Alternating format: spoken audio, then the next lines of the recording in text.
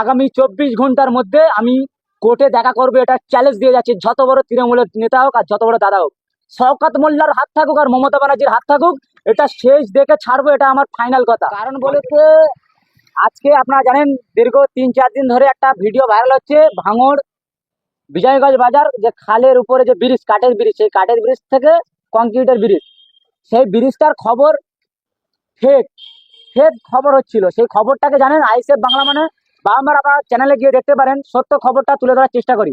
ভাঙড় বিধানসভা নয়, ভাঙড়ের বাইরেও গিয়ে খবর করি। মূলত কিছু তৃণমূলের দুষ্কৃতীরা থাকে, শওকত মোল্লার হারমার্দ বাহিনীরা, তারা হঠাৎ করে এসে বলে, আর জানেন বারংবার শওকত মোল্লার হারমার্দ বাহিনীদের বিরুদ্ধে বারংবার অভিযোগ কোথাও তোলা তুলছে, কোথাও বা বেআইনি কাজ হচ্ছে, সেটা খবর আমরা তুলে ধরার জন্য একটাই ওদের ক্ষোভ আছে। অনেকবার বিভিন্নবার আমাকে ডেকে রাস্তায় দেখা করে বা কোনো বাগানে দেখা করে টাকার রফা করতে চায়, লাখ লাখ টাকার। আর সেই টাকার রফাতে আমি এখনো পর্যন্ত চুক্তিতে এখনো আসিনি, বা আমার যাওয়ার মতন অতটা এখনো পর্যন্ত আমার আর কি সেই নিচের লেভেলে আমি আসিনি কো। তার জন্য বারংবার ওরা বলে যে কোনো টাকা নিয়ে তুই দমে যা, টাকা নিয়ে কেন ফালতু যাবে এইভাবে ঘুরছিস, কি তোর লাভ?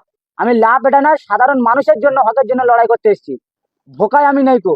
বারংবার ওরা টাকার লোভ দেখানোর চেষ্টা করে। আর ভাঙড়ে কিছু মিডিয়া দালাল, টিএমসি দালাল মার্কা মিডিয়ারা এই খবরগুলো তুলে ধরেছে, শওকত মোল্লার নাম করছিল, জানি ব্রিজটা শওকত মোল্লা পাস করেছে।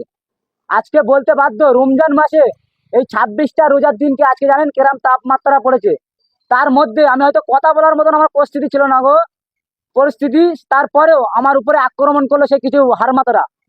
এই হারমাতারা এসে মারধর করছে, শুধু বলছে দাদার বিরুদ্ধে খবর করেছিস, এমন ভাবে আমাকে তুলে নিয়ে যাচ্ছিল, তুলে নিয়ে যেতে পারিনি গো। আমি আর কি ছিনে যখন চলে আসি, তখন ওখানে পাশেই দোকানের ইট ছিল, আদলা ইট তুলে আমার এই পাঁজরায় মারে। আমি এখন ডাক্তার করে এসে দেখতে পাচ্ছেন মেডিকেল রিপোর্ট, পাঞ্জাবি দেখেন, বলে পাঞ্জাবি পরে আছিস, হ্যাঁ মুসলমান দেখাচ্ছিস, এইভাবে ডাইরেক্ট আক্রমণ করেছে আমার উপরে। কি জি, রোজা তো করছিলাম, আর রোজা আমি তো অবশ্যই করছিলাম, রমজান মাস চলছে। তাহলে কতটা নির্লজ্জের টিএমসি সরকারের যে হারমাত বাহিনী, শওকত মোল্লার এই গুন্ডা বাহিনী আজকে প্রমাণ করিয়ে দিচ্ছে। তারা বলছে রোজা বলে রমজান মাসে বলে পাঞ্জাবি পরে কি মুসলমান দেখাচ্ছিস। আমি কি ওনাকে গিয়ে বলেছি যে আমি মুসলমানের ছেলে বা হিন্দুর ছেলে? তাহলে কতটা নির্লজ্জা সরকার চলছে, এটা একটা ভাবার আছে। আর সাধারণ মানুষরা তাহলে কিভাবে নিরাপত্তায় থাকবে, যেখানে মিডিয়া সংবাদ মাধ্যম মার খাচ্ছে। জানেন আমরা বারংবার মার খাওয়া ভিডিও আপনাকে দেখিয়েছি কেন, সত্য খবর তুলে ধরার জন্য। শুধু আমি না, একাধিক মিডিয়ারা ভাঙড় বিধানসভাতে ন্যায্য খবর তুলে ধরার জন্য। আজকে আমাকে দেখলেন যে পাঞ্জাবি সন্ন্যতি জিনিসটা কিভাবে অপমান করেছে এই তৃণমূলের হারমাতরা।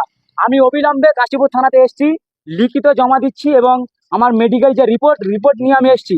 এটা যদি না কোনো ফাইসাল্লা হয়, আগামী 24 ঘন্টার মধ্যে আমি কোর্টে দেখা করবো, এটা চ্যালেঞ্জ দিয়ে যাচ্ছে। যত বড় তৃণমূলের নেতা হোক আর যত বড় দাদা হোক, শওকত মোল্লার হাত থাকুক আর মমতা ব্যানার্জির হাত থাকুক, এটা শেষ দেখে ছাড়বো, এটা আমার ফাইনাল কথা। 4-5 জন এসেছিল, একজনের মারধর করেছে, তার নাম হচ্ছে রাজ্জাক। তিনি বলছেন রাজ্জাক, আমি রাজ্জাক, আমার হাতে পড়েছিস। আমি ওনার নাম জানতাম না, তিনি বলছিল যে রাজ্জাকের হাতে পড়েছিস, তোকে আজকে কেউ রক্ষা করতে পারবে না। আর কোনো দোকানদার বলেন কিছু বলেন, সিসি ক্যামেরার আন্ডারে আমাকে মারধর করেছে। ওখানে বাজারে সিসি ক্যামেরা লাগানো আছে, যদি না ডিলিট করে সিসি ক্যামেরার মধ্যে আপনারা বুঝতে পারেন কতটা সত্য কতটা মিথ্যা। যেভাবে পাঞ্জাবি গুলো ছিটছিল, যেভাবে মারছিল, আপনারা দেখতে পাবেন। রাজ্জাক, তিনি বলছেন রাজ্জাকের হাতে পড়েছিস, তোকে কেউ বাঁচাতে পারবে না, ডাইরেক্টলি আমাকে হিট করেছে। তাহলে কি পদক্ষেপ নিচ্ছে না? পদক্ষেপ বলতে আমি থানায় লিখিত জমা দিয়েছি, দিয়ে ইনজুরি রিপোর্ট করেছি। তারপরে এখন কি পদক্ষেপ নেয় পুলিশ প্রশাসনের কাছে আমরা আস্থা রেখেছি এখনো।